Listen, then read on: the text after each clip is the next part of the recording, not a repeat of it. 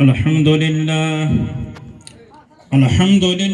نحمده ونستعينه ونستغفره ونؤمن به ونتوكل عليه ونعوذ بالله من شرور أنفسنا ومن سيئات أعمالنا من يهده الله فلا مضل له ومن يضلله فلا هادي له ونشهد أن لا إله إلا الله ونشهد أن محمدًا عبده ورسوله وصلى الله تعالى عليه وعلى آله وأصحابه وأزواجه وذرياته وأهل بيته وبارك وسلم تسليما كثيرا كثيرا. أما بعد فأعوذ بالله من الشيطان الرجيم. بسم الله الرحمن الرحيم.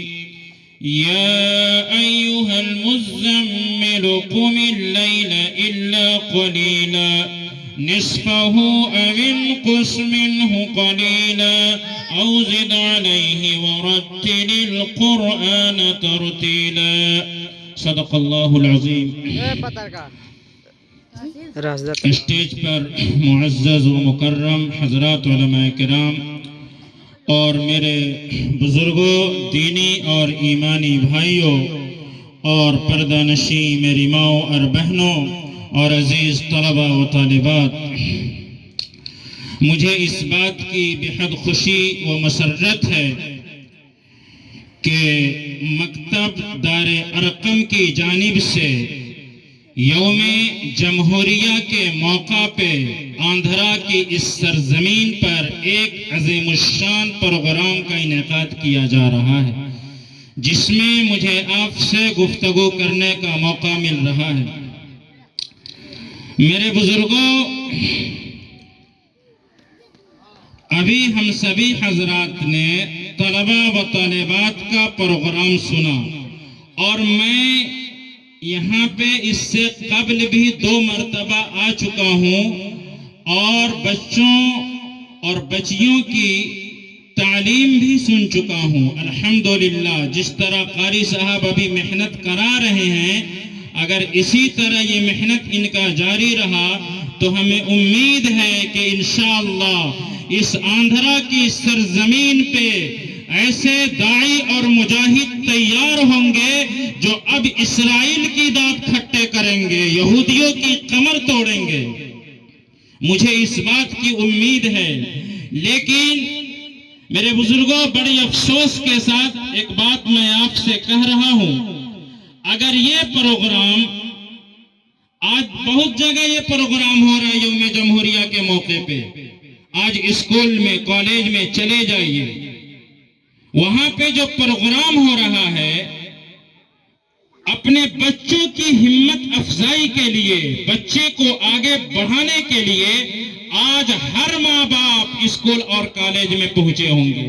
لیکن آج افسوس ہے کہ ہمارے معصوم بچے اور بچیوں کے پروگرام ہوتا رہا، لیکن ان کے ماں باپ آج ان کی ہمت افزائی کے لیے یہاں پہ نہیں آئے.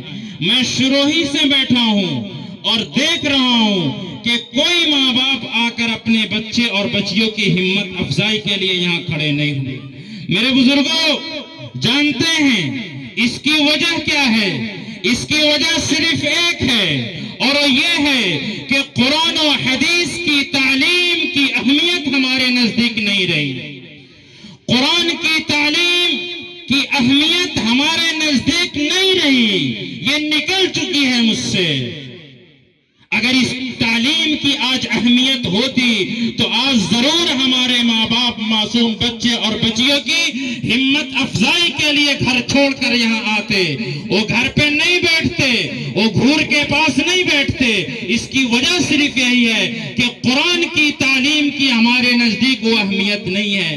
آج ہم یہی سوچ رہے ہیں کہ بچے کیا پڑھ رہے ہیں، قرآن پڑھ رہے ہیں، نعت پڑھ رہے ہیں، تقریر، اس کی اہمیت ہمارے نزدیک نہیں ہے. لیکن اس کی اہمیت کا اندازہ ہم اس وقت لگا سکتے ہیں کہ اسی ہندوستان کے اندر جب انگریزوں کا زمانہ چل رہا تھا، 1857 کے زمانے میں ملکہ وکٹوریہ نے ہندوستان کے وائسرائے سے یہ بات پوچھی پوچھی تھی کہ اتنے دن ہو گئے ابھی تک پورے ہندوستان پر تمہاری حکومت کیوں نہیں قائم ہوئی؟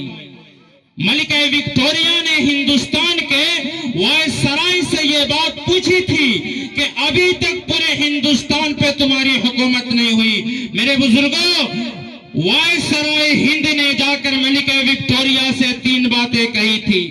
وائسرائے ہند نے ملکہ وکٹوریہ سے کہا تھا کہ وہ ملکہ وکٹوریہ اگر ہندوستان سے 3 چیزوں کو ختم کر دیا جائے ہم پورے ہندوستان پہ حکومت کرنے لگیں گے۔ ملکہ وکٹوریہ نے پوچھا کہ وہ 3 چیزیں کیا ہیں؟ وائسرائے ہند نے کہا نمبر 1 ہندوستان کے اندر جتنے قرآن ہیں سب کو جلا دیا جائے، اور نمبر 2 پہ جتنے علماء ہیں سب کو ختم کر دیا جائے، اور نمبر 3 پہ جتنے مدارس ہیں جتنے مکاتب ہیں سب کو تہس نہس کر دیا جائے، برباد کر دیا جائے۔ یہ وائسرائے ہند نے مانگ کی ملکہ وکٹوریہ سے۔ میرے بزرگوں، تاریخ کی کتابوں میں یہ بات لکھی ہوئی ہے کہ ملکہ وکٹوریہ نے کہا وائسرائے ہند سے جا کر کہ جاؤ یہ 3 کام کر لو، تمہیں اجازت دی جا رہی ہے۔ میرے بزرگوں، آج قرآن کی تعلیم ہمیں حقیر معلوم ہوتی ہے۔ تاریخ کی کتابوں میں یہ بات لکھی ہوئی ہے کہ صرف ہندوستان کے اندر 5 لاکھ قرآن کریم کو جمع کیا گیا، اور ترکمان گیٹ کے سامنے 5 لاکھ قرآن کریم پہ پیٹرول ڈال کر 5 لاکھ قرآن کریم کو جلایا گیا۔ اور نمبر 2 پہ جتنے علماء تھے صرف دلی کے اندر 34,000 علماء کو شہید کیا گیا، اور دلی کی چاندنی چوک سے لے کر لال قلعہ تک جتنے درخت تھے ہر درخت پہ 50,000 سے زیادہ علماء لٹک رہے تھے۔ اور نمبر 3 پہ جتنے مدارس اسلامیہ تھے جتنے مکاتب اسلامیہ تھے سب پہ بلڈوزر چلایا گیا۔ یہ ہماری تاریخ ہے میرے بزرگوں۔ آج قرآن کی تعلیم ہمیں حقیر معلوم ہوتی ہے۔ آج ہم قرآن کے پڑھنے پڑھانے کو عیب سمجھتے ہیں۔ یہ قرآن تو ایسی کتاب ہے کہ جب ہمارے نبی پر نازل ہوا تو فرمایا گیا اقرأ بسم ربک الذی خلق، کہ اے نبی قرآن پڑھیے، اے نبی قرآن پڑھیے۔ دوسری وحی میں فرمایا گیا یا ایھا المزمل قم اللیل الا قلیلا نصفہ او انقص منہ قلیلا، کہ اے میرے نبی قرآن سنائیے، لوگوں کو قرآن سنائیے، حرم کو قرآن سنائیے، مکہ والے کو قرآن سنائیے، مدینے والے کو قرآن سنائیے، اپنے دوستوں احباب کو قرآن سنائیے، اپنے اعزاء اقارب رشتہ داروں کو قرآن سنائیے، اپنے گھر والے کو قرآن سنائیے۔ اتل ما اوحی الیک من الکتاب، لیکن میرے نبی نے یہ نہیں دیکھا میرے بزرگوں کہ جب ہم قرآن سنائیں گے تو اپنے ناراض ہو جائیں گے، دوست روٹھ جائیں گے، رشتے ناطے ختم ہو جائیں گے، بیٹیوں کو طلاقیں ہو جائیں گی، مکہ بھی چھوڑنا پڑے گا، حرم بھی چھوڑنا پڑے گا، کعبہ کی چھاؤں بھی چھوڑنی پڑے گی، زمزم کا ٹھنڈا اور میٹھا پانی بھی چھوڑنا پڑے گا، سب کچھ چھوڑنا پڑے گا۔ لیکن میرے رب کا اعلان تھا، میرے خدا کا اعلان تھا فَاسْتَمْسِكْ بِالَّذِي أُوحِيَ إِلَيْكَ مِنَ الْكِتَابِ، کہ میرا نبی مکہ چھوٹتا ہے چھوٹ جائے، حرم چھوٹتا ہے چھوٹ جائے، کعبہ کی چھاؤں چھوٹتی ہے چھوٹ جائے، زمزم کا ٹھنڈا اور میٹھا پانی چھوٹتا ہے چھوٹ جائے، اپنے روٹتے ہیں روٹ جائے، دوست ناراض ہوتے ہیں ہو جائے، لیکن میرا نبی سب کچھ چھوٹ جائے میرا قرآن کبھی نہیں چھوڑنا۔ فَاسْتَمْسِكْ، استمساک کے معنی زور سے، زبردستی، مضبوطی کے ساتھ میرے قرآن کو تھامے رکھنا۔ اور ہم نے قرآن چھوڑ دیا میرے بزرگوں۔ آج ماں باپ کو یہاں نہ آنے کی وجہ ہے کہ قرآن کی تعلیم کی اہمیت نہیں رہی میرے بزرگوں۔ قرآن کی اہمیت دل سے نکل چکی ہے، اور آج اس وقت مسلمانوں کا ایک طبقہ ایسا کھڑا ہو گیا ہے جو مدرسوں، مکاتب، علماء، حافظ قرآن دین کی خدمتگاروں کے سلسلے میں اپنے دل میں بغض رکھتا ہے، حسد رکھتا ہے، میرے بزرگوں قرآن کی تعلیم کو عیب سمجھتا ہے، مدرسے میں پڑھنے پڑھانے کو عیب سمجھتا ہے، علماء کو حقارت کی نگاہ سے دیکھتا ہے، حافظ قرآن کو کمتر سمجھتا ہے۔ میرے بزرگوں ہم یاد رکھیں حافظ قرآن کو اللہ تعالیٰ نے عزت کا تاج پہنایا ہے، عزت کا تاج حافظ قرآن کے سر کی زینت بنا دیا گیا ہے۔ علماء ہمارے سروں کا تاج ہیں، مدارس اسلامیہ ہمارا سرمایہ ہے، مکاتب ہمارے لیے عزت اور شان ہے۔ یہ مکاتب مدارس ہمارے معصوم بچوں اور بچیوں کے لیے دین و ایمان پر باقی رہنے کا ذریعہ ہے۔ یہ مدارس مکاتب کی محنت ہے کہ آج ہمارے سروں پہ ٹوپی ہے، یہ مدارس مکاتب کی محنت ہے کہ آج ہمارے چہرے داڑھی کے نور سے سجے ہوئے ہیں۔ میرے بزرگوں ہندوستان میں انگریز آئے تھے اس عزم کے ساتھ، اس ارادے کے ساتھ کہ ہندوستان سے مسلمانوں کا نام و نشان مٹا کر اپنے دین اور اپنے مذہب کو غالب کر دیں گے۔ انگریزوں کا یہ ارادہ تھا، انگریزوں کا یہ عزم تھا، اور انہوں نے اس کی سخت ترین کوششیں کی اور اس کے لیے بڑی محنت اور جدوجہد کی، اور انہوں نے اپنا پورا زور خرچ کیا۔ ان کے پاس طاقت تھی، قوت تھی اور ایسی سلطنت تھی کہ جس میں سورج نہیں ڈوبتا تھا۔ لیکن میرے بزرگوں ان کے مقابلے کے لیے، انگریزوں کا خواب چکنا چور کرنے کے لیے، انگریزوں کے ارادے ملیہ میٹ کرنے کے لیے اور ان کی سازشیں مکڑی کے جالے کی طرف بکھیرنے کے لیے انہی مدرسوں سے لوگ اٹھے تھے، انہی مکتب سے لوگ نکلے تھے، اور قال اللہ اور قال الرسول کے نغمے بلند کرنے والے ان کے راستے میں سد سکندری بن کر کھڑے ہو گئے، فولاد کی دیوار بن کر کھڑے ہو گئے، اور انہوں نے ایسی زبردست قربانی دی، اپنے خون کا نذرانہ پیش کیا، اپنے سر کٹوائے اور اپنے سینے پر گولیاں کھائی۔ تب جا کر میرے بزرگوں ایک نتیجہ نکلا کہ انگریزوں کو اپنا بوریا بستر سمیٹ کر اس ملک سے بھاگنا پڑا۔ یہ مدارس اسلامیہ کا کردار ہے میرے بزرگوں۔ ہم کیا سمجھتے ہیں قرآن کی تعلیم یوں ہی ہے؟ نہیں میرے بزرگوں نہیں۔ میں آپ حضرات سے جہاں جہاں تک میری آواز جا رہی ہے میں ان حضرات سے گزارش کرتا ہوں، اور میں اپنی ماں اور بہنوں سے بھی گزارش کرتا ہوں اگر وہ میری بات سن رہی ہوں، قرآن کی تعلیم کے لیے اپنے معصوم بچے اور بچیوں کو تیار کرائیے، قرآن کی تعلیم کے لیے ان کو گھر سے نکالیے۔ آپ صبح اٹھیے اپنے بچے اور بچیوں کے لیے کو تیار کیجئے میرے بزرگوں۔ اور ظاہر ہے کہ قرآن کی تعلیم مدرسے میں دی جاتی ہے، مکتب میں دی جاتی ہے۔ یہ مکتب کو ہم چھوٹا سمجھتے ہیں، یہ مکتب دار ارقم کی جانب سے جو آج پروگرام کا انعقاد کیا جا رہا ہے یہ ہمارے نزدیک چھوٹا ہے میرے بزرگوں۔ حضرت ابراہیم علیہ السلام کو آگ میں ڈالا گیا، آگ ایسی تھی جو آسمان سے باتیں کر رہی تھی، لیکن اس وقت ایک چڑیا اپنے چونچ میں پانی کا قطرہ لے کر آگ بجھا رہی تھی، پانی کا قطرہ لے کر آگ بجھا رہی تھی۔ پرندوں نے کہا کہ ایک تمہارے قطرے سے کیا ہونے والا ہے، اتنی بڑی آگ ہے۔ میرے بزرگوں یہ مکتب دار ارقم اپنے چونچ میں امن و سکون کا پیغام لے کر، اللہ تعالیٰ کی رحمت کا ایک ایک قطرہ لے کر ہمارے گناہوں اور معصیت پہ ڈال رہا ہے، ہمارے گناہوں اور معصیت پہ اللہ کی رحمت ڈال رہا ہے، ہمارے گناہوں کا آگ بجھا رہا ہے۔ اس لیے ہم اسے حقیر نہ سمجھیں، ان سے محبت کریں، ان سے محبت کریں۔ میرے بزرگوں مدرسہ کسی چہار دیواری کا نام نہیں ہے، مکتب کسی چہار دیواری کا نام نہیں ہے، بلکہ مدرسہ اور مکتب ہر مسلمان کے دماغ کی دھڑکن ہے۔ مدرسہ اور مکتب ہمارے دل کی سلوٹوں میں بسا ہوا ہے، ہمارے ضمیر کی آواز ہے۔ جب کوئی پیدا ہوتا ہے تو یہی مکتب اور مدرسہ اس کے کان میں اذان دیتا ہے، اور جب کوئی انتقال کر جاتا ہے تو یہی مکتب اور مدرسہ اس کی نماز جنازہ پڑھتا ہے۔ اس لیے میرے بزرگوں پورے مسلمانوں کے دل میں یہ مدرسہ اور مکتب نے لا الہ الا اللہ اور محمد الرسول اللہ بسایا ہے۔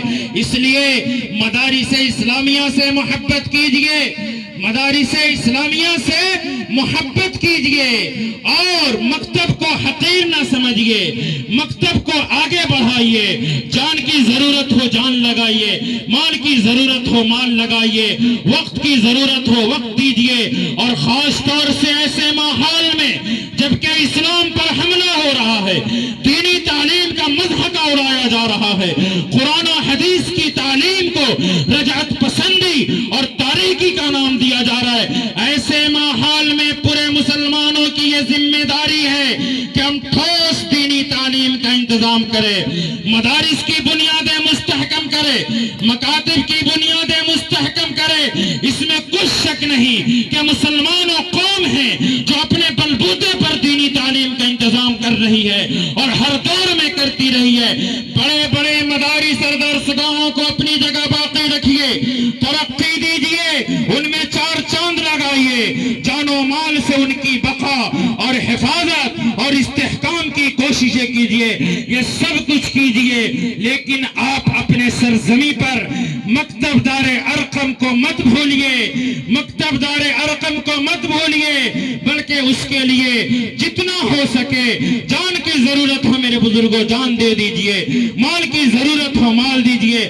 ہم قاری صاحب کے بے حد ممنون و مشکور ہیں کہ ہمارے قاری تبریز صاحب نے بڑے کم وقت میں، وہ ہمارے دوستوں میں ہیں، ہم انہیں جانتے ہیں، بڑی کم وقت میں الحمدللہ یہاں کے معصوم بچوں اور بچیوں کے زبان پہ جو قرآن کو انہوں نے جاری کیا ہے، اللہ ان کو جزائے خیر دے، آگے محنت کرنے کی اللہ اور توفیق دے، اور اللہ ان کی محنت کو قبول فرمائے۔ میرے بزرگوں اس کی ضرورت ہے کہ آپ قاری صاحب کا ساتھ دیجئے اور مکتب کو آگے بڑھائیے۔ ایک بات یہ ہے، وقت کم ہے میرے بزرگوں، بس اخیر میں اگر میری آواز جہاں تک جا رہی ہے، میں سبھی حضرات سے مؤدبانہ درخواست کرتا ہوں، ایک گزارش کرتا ہوں کہ خدا را علماء کو، حفاظ کرام کو، ائمہ مساجد کو حقارت کی نگاہ سے مت دیکھو، انہیں آپ حقارت کی نگاہ سے مت دیکھو۔ خدا کی قسم اس دھرتی پر یہی لوگ دین کے داعی ہیں، دین کے محافظ ہیں، دین کے امین ہیں۔ قرآن نے ان کے بارے میں کہا ہے انما یخشی اللہ من عبادہ العلماء، ہمارے نبی نے فرمایا ان العلماء ورثۃ الانبیاء، اور خیرکم من تعلم القرآن وعلمہ۔ اور شاہ عبد العزیز محدث دہلوی رحمت اللہ علیہ لکھتے ہیں کہ اہانت علم اور علماء کی توہین کفر ہے، اہانت علم اور علماء کی توہین کفر ہے۔ اور مولانا رشید احمد گنگوہی رحمت اللہ علیہ فرماتے ہیں کہ جو علماء کی حقارت کرتا ہے، جو علماء کو گری ہوئی نظروں سے دیکھتا ہے، مرنے کے بعد ان کا قبر کھود کر دیکھ لینا، قبلے سے ان کا چہرہ پھیر دیا جاتا ہے۔ اور جناب مولانا الیاس صاحب رحمت اللہ علیہ سے کسی نے شکایت کی کہ حضرات کام میں مقامی علماء ساتھ نہیں دے رہے، حضرت نے غصے سے فرمایا کہ تم علماء کی شکایت کرتے ہو، آج کے بعد علماء کی شکایت نہ کرنا، ورنہ تمہارا خاتمہ ایمان پر نہیں ہوگا، مرتے وقت اللہ تمہارے ایمان کو سلب کر لے گا۔